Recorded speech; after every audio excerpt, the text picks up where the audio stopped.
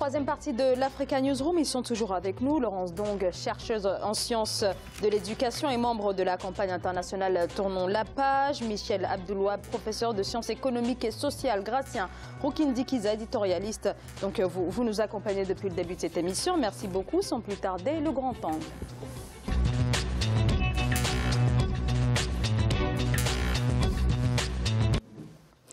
Les transactions bancaires via mobile enregistrent une hausse fulgurante au Nigeria, plus de 50% depuis le début de l'année, ce qui représente 1,5 milliard de dollars de transferts. Les explications de Deogracias Podo. Le Nigeria enregistre des avancées remarquables dans le secteur du mobile banking. Le pays compte à ce jour plus de 29 millions d'utilisateurs qui ont opté pour les transactions financières via leur smartphone. D'après les statistiques officielles, plus d'1,5 milliard de dollars ont été transférés entre janvier et juin 2017, soit une hausse de 51,3% par rapport aux données enregistrées au terme du dernier semestre 2016. La hausse du mobile banking dans nos pays africains est justifiée par un phénomène donc de faible bancarisation des populations qui sont à la recherche d'outils innovants pour les échanges, ce qui a permis donc aux opérateurs de téléphonie de se faire une place au sein de cette population qui exprime de fortes attentes en termes de services financiers. Les transactions d'argent via le mobile sont en hausse de 189% comparées à celles du premier semestre 2016. Malgré le fait que le pays regorge près d'une trentaine d'institutions bancaires, la plupart des analystes déplorent toujours le manque de pénétration financière face à la demande sans cesse grandissante. Le Nigeria, en tant que première puissance économique du continent, veut mener la révolution technologique en matière de paiement électronique. Les autorités veulent surtout faire mieux que le Kenya et d'autres rivaux des marchés émergents. Pour venir à un pays comme le Nigeria, c'est quand même une cinquantaine de millions d'abonnés GSM. Peut-être que la taille du pays ou alors les opérateurs sur place ne sont pas pris tôt, mais quand on connaît le potentiel du Nigeria et sa population et le dynamisme de son économie, le mobile banking n'est pas une concurrence ou une menace pour les banques. C'est aux banques de s'adapter parce que c'est un phénomène d'innovation. Le monde tend à être digitalisé. Et les banques aujourd'hui doivent d'avoir des services qui suivent. Le Nigeria, qui compte près de 200 millions d'habitants en 2017, a renoué avec la croissance au deuxième trimestre de l'année 2017 avec un taux de 0,55% selon les chiffres officiels. De quoi nourrir davantage d'espoir des partisans du numérique. Et même si le nombre des opérations a légèrement chuté à 24,1 millions ces derniers mois, cela reste en dessous des 23 millions de transactions enregistrées au deuxième semestre 2015 pour seulement 250 milliards de naira de valeur échangée. Alors, ce sont surtout les filiales locales des groupes sud-africains MTN, mais aussi indiens Airtel qui se partagent l'ensemble de ce marché. Gratien, cela veut dire que les autres établissements bancaires ne parviennent pas à cette transition vers le numérique?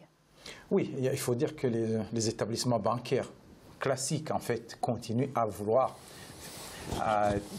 que la population ouvre des comptes dans plusieurs pays. Ça se passe. Il y a des pays qui sont avancés au niveau de l'ouverture des comptes, notamment au Rwanda, mais le mobile banking moins développé que le Kenya. Et l'inverse, le Kenya plus de mobile banking que les comptes bancaires. Disons, c'est un système que, même si on peut le favoriser, oui bien sûr, mais c'est un système qui sort du système bancaire qui est au niveau, disons, des crédits, au niveau de la circulation monétaire, qui peut poser des problèmes à un certain moment. Je pense que le mieux serait que les gens aient des comptes bancaires, que le mobile banking vient s'ajouter à ces comptes et non pas vient concurrencer l'existence. Mais comment faire quand on connaît, par exemple, des taux de tenue de compte qui sont assez élevés? Donc là, peut-être c'est quelque chose qui pallie un petit peu à cette problématique. Oui, il y a un problème justement au niveau de l'Afrique. L'argent est cher et je ne vois pas pourquoi déjà on doit faire des taux d'intérêt qui vont jusqu'à 15-20%. C'est l'État qui s'enrichit alors qu'en principe, on devait baisser le coût de l'argent pour qu'il y ait beaucoup plus d'investissement, qu'il y ait beaucoup plus d'accès au crédit pour la population. Michel Abdoulouab. En fait, le mobile banking, c'est une réponse à la sous-bancarisation des économies africaines. Je crois seulement 20% de la population a un compte. Par exemple, pour ouvrir un compte au Cameroun, il faut déposer 700 $. alors que le salaire moyen, là-bas, c'est aux alentours de 60 000 CFA. Donc les services bancaires sont inaccessibles aux citoyens lambda. Effectivement, se conjugue l'activité de non-prêt. Très clairement, les banques en Afrique, que ce soit les banques panafricaines ou même européennes présentes en Afrique centrale ou en Afrique de l'Ouest, ne prêtent pas. Donc elles ouvrent très peu de comptes, elles ne prêtent pas. Il y a une surthésaurisation de la monnaie. Le banking, le phone banking, c'est une technologie qui permet des transferts de paiements immatériels à faible coût, parce que la technologie ne coûte pas cher, qui peut se diffuser sur tout le territoire, y compris en province, dans les villages, etc., et qui est adaptée aux ressources et aux besoins des populations.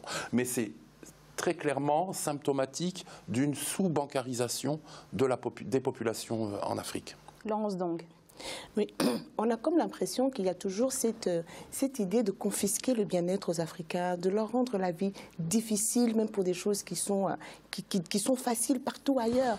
Ouvrir un compte dans certains pays africains, c'est la croix et la bannière. Il a parlé du Cameroun où il faut déposer $750. Au Gabon, moi j'avais laissé un compte ouvert. Je repars, le compte il est fermé. Ok, je veux en ouvrir un. On me demande d'aller chercher une autorisation de mon bailleur. Quand on sait que 90% de la population au Gabon n'est pas locataire, il y a un gros problème de logement, les gens vivent quasiment dans des baraquements en pleine capitale, on leur demande d'aller voir celui qui leur loue le baraquement pour qu'il leur fasse une attestation de logement, de loyer. Mais c'est impossible, juste pour ouvrir un compte alors que la personne dispose de fiches de paye. Et ça, c'est un vrai problème. Et donc, on a trouvé cette solution du mobile banking qui permet au moins de faire des transactions. On peut envoyer de l'argent au village, à sa grand-mère, par son téléphone, etc.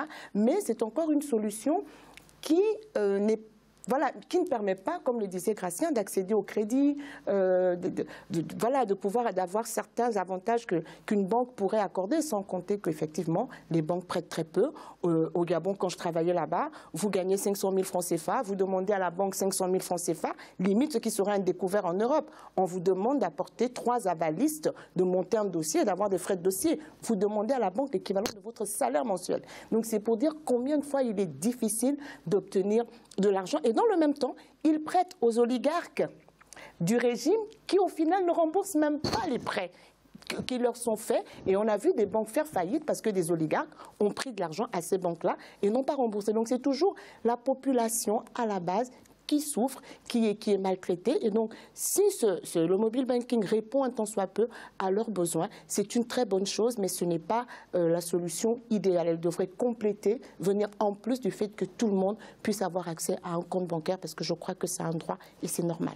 Alors aujourd'hui, le Kenya, vous l'avez dit tout à l'heure, Gratien, et la Tanzanie sont en pole position en ce qui concerne le mobile banking. Comment expliquer cette mutation et quels sont les principaux atouts justement de ces pays en ce qui concerne ce domaine? Les principaux atouts, c'est que dans ces pays, sont des pays qui ont une certaine croissance dans ces dernières années. Tanzanie, le Kenya. En Tanzanie, beaucoup de minerais, de gaz. Au Kenya aussi, une grande croissance économique liée aux activités, surtout aux services. Et donc, du coup, il y avait une volonté, disons, de mouvement d'argent. Vous savez bien, il y a beaucoup d'éleveurs, notamment les Maasai, quand ils sont là, ils veulent vendre leurs vaches ou ils attendent de l'argent de leur famille, des gens qui sont à Nairobi ou dans d'autres villes. Il y a un besoin. Et donc, ils ont inventé ce système-là qui a beaucoup. Comme il y avait beaucoup de demandes, beaucoup de gens y ont participé, les banques aussi ont joué le jeu. Mais ce que je peux déplorer, c'est que les deux pays n'ont pas... il n'y a pas eu de volonté politique pour que les gens ouvrent beaucoup plus de comptes bancaires. Et ce qui fait que beaucoup de passages, notamment au niveau des paiements, des salaires, les gens les reçoivent en espèces, alors qu'il y a un pays, je donne toujours le cas du Rwanda, c'est un pays où on oblige les gens, quand quelqu'un est salarié, il doit avoir un compte bancaire, donc il est payé sur son compte bancaire. On facilite l'ouverture des comptes, même quand on reçoit des aides, parce que beaucoup de gens au Rwanda reçoivent des aides, que ce soit pour la mutuelle, pour l'école, des gens pauvres, ils doivent ouvrir un compte bancaire, on ne donne pas de l'argent main dans la main, et donc de ce fait, il y a une grande ouverture de compte. Et cela permet disons, de canaliser la masse monétaire d'un pays. Les pays comme le Kenya et la Tanzanie, c'est un pays où il y a beaucoup de liquidités. Les gens, ils traînent beaucoup de liquidités parce que ce système n'est pas développé au niveau des banques. Et les mobile banking, on ne doit pas avoir une grosse somme pour. C'est juste pour les transactions, la fluidité, disons, de certains mouvements, comme certains le font pour la Western Union, mais en interne. Donc, c'est surtout cette raison-là qui a poussé le Kenya et la Tanzanie à développer ce système au détriment de la banque, bien sûr. Alors quand même, est-ce que les banques traditionnelles ne se sentent-elles pas menacées par ce mobile banking? Alors, le mobile banking, ça permet de sécuriser les transactions et puis ça permet aussi de dynamiser les échanges. Mais l'idée, c'est que pour qu'il y ait du développement économique, il faut que les banques jouent le jeu de l'activité de prêt. Le développement a été financé jusqu'à présent dans pas mal de pays africains par les ressources liées à l'exploitation du pétrole, des minerais, etc. On a vu depuis 2014 que ça a donné sur l'impact négatif du chute des cours des matières premières. Et il faudrait que pour compenser cette baisse de rentrée de devises, que les banques puissent prêter de l'argent pour financer l'investissement. Alors manifestement, non, les banques, on n'est pas du tout sur le même segment d'activité, on n'est pas du tout sur le même marché. Je ne crois pas que pour l'instant, la stratégie mercatique des banques qui travaillent en Afrique, c'est d'avoir des entrepreneurs informels, par exemple, ou des personnes ayant des petits revenus. Ce n'est pas du tout leur cœur de métier, en tout cas en Afrique. Alors, Laurence, donc, sur cette question, est-ce que le mobile banking peut rivaliser ou est en train de menacer certaines banques pour ce qui est du continent africain? Non, je ne pense pas, parce que, comme le disait Michel, ce n'est pas tout à fait les mêmes secteurs. Et le mobile banking permet de transférer vraiment des petites sommes. Il n'y a pas de dépôt d'argent quelque part. Les gens ont toujours leur argent à la maison. Donc, et comme je dis, elles ne peuvent pas avoir accès au crédit. Donc, si on veut investir sérieusement, ce n'est pas le mobile banking qui va nous aider à investir. Il faut aller vers des investisseurs et notamment vers des banques. Ce n'est pas quelque chose qui peut aujourd'hui participer ce que je pourrais dire, au tissu économique? Ça participe d'une certaine manière, mais c'est limité par rapport à ce que pourraient faire des banques si elles acceptent de jouer le jeu, de prêter véritablement à ceux qui veulent, par exemple, mettre en place des petites et moyennes entreprises, à ceux qui veulent créer des start-up, à ceux qui veulent travailler dans l'innovation. Ce n'est pas le mobile banking qui va les aider. Or, qu'est-ce qui va booster l'économie? Mais c'est la mise en place des entreprises, de la création d'emplois. Et tout ça, on ne peut pas l'obtenir forcément à partir du mobile banking qui permet simplement de sécuriser, de dynamiser les échanges et qui permet d'envoyer de l'argent à des personnes qui n'ont pas de compte bancaire. Gratien. L'économie d'un pays a besoin des banques et aussi des conseillers bancaires. Disons, le service que ne jouent pas les banques en Afrique. Il n'y a pas de conseiller d'accompagnement, justement. Quelqu'un qui veut créer son entreprise a besoin d'une banque pour l'accompagner, pour dire votre projet est bancable, votre projet tient, et je peux vous accompagner. Or, en Afrique, les gens sont lâchés. On demande plus de garanties, alors qu'on ne regarde même pas le projet, s'il est bien viable. S'il y a autant de garanties, on accepte. Ce qui fait qu'en Afrique, on trouve beaucoup de maisons, des gens qui sont vendus, beaucoup de biens qui sont mis en liquidation, parce que finalement, le projet n'a pas été accompagné. Mais au contraire, on va donner l'argent aux dignitaires du régime juste pour avoir la paix et lesquels les dignitaires ne vont pas payer. Et les banques, finalement, vont augmenter les taux d'intérêt ou les services pour que les autres payent les pots cassés des dirigeants. Alors, Laurence, donc, chercheuse en sciences politiques, en sciences de l'éducation et membre de la campagne internationale Tournons la page. Merci beaucoup d'avoir été avec nous ce soir. Merci à vous pour cette invitation. Je rappelle que vous êtes auteur de Gabon, pourquoi j'accuse. Merci à vous également, Michel Abdoulouab, professeur de sciences économiques et sociales, également détaché aux affaires étrangères pour la France en Angola. Merci à vous. Merci et un grand merci à vous également, Gratien Rukindi-Kiza, donc éditorialiste. Merci Zahra, bonsoir à tous. C'est la fin de cette émission. Merci pour votre fidélité. Restez sur notre chaîne pour la continuité de l'actualité africaine.